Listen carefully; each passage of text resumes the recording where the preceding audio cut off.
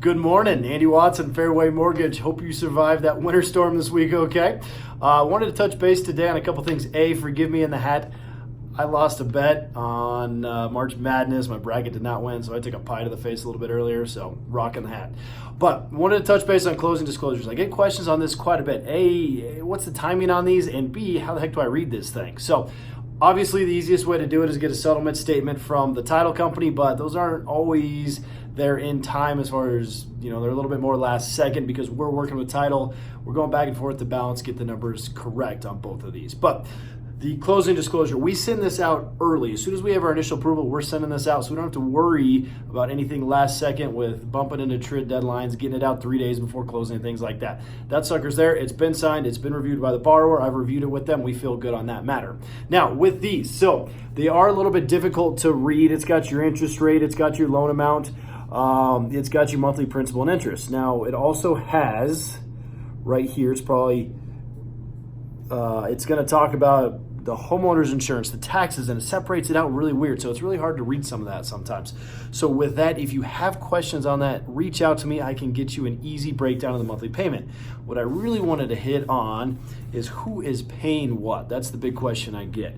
So if you look at this, there's borrower paid. It's kind of highlighted up here at the top, borrower paid, seller paid, and then this other. This other is where there's any sort of lender credits that we give. That's going to go in that column. Our appraisal coupon, boom, that's going right there. The seller paid, so that's this column here, and it totals down here at the bottom. Now, that bottom number, it's going to be off by $1,500, and that is because of the owner's title policy. So we're required to put that in there as seller paid. So if you have seller concessions, just remember that we are adding $1,500 to the seller concessions for that owner's title policy. So that total at the bottom, so in this example here, it's $3,500. Well, it's $1,500 high because of that $1,500 title policy. So that is there. The borrower paid closing costs are next to it. You total them down here at the bottom.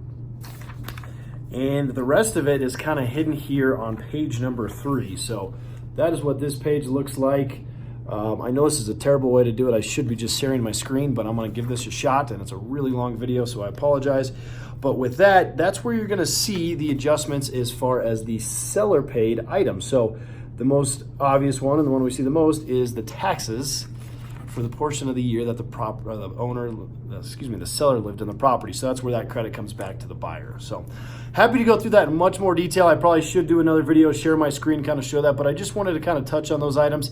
The biggest thing, we send this out early. We're going to double check to make sure there's no seller concessions we've missed, any broker admin fees, anything like that that we missed. So happy to kind of go through this a little bit slower, kind of walk through it, how to read it, how to look at it. But at the end of the day, grab a settlement statement, or if you want to look at this beforehand, we send it out early. Happy to walk through that with you. Hope you have a great weekend. We are working as always, so if you need anything, let me know. We'll talk to you later.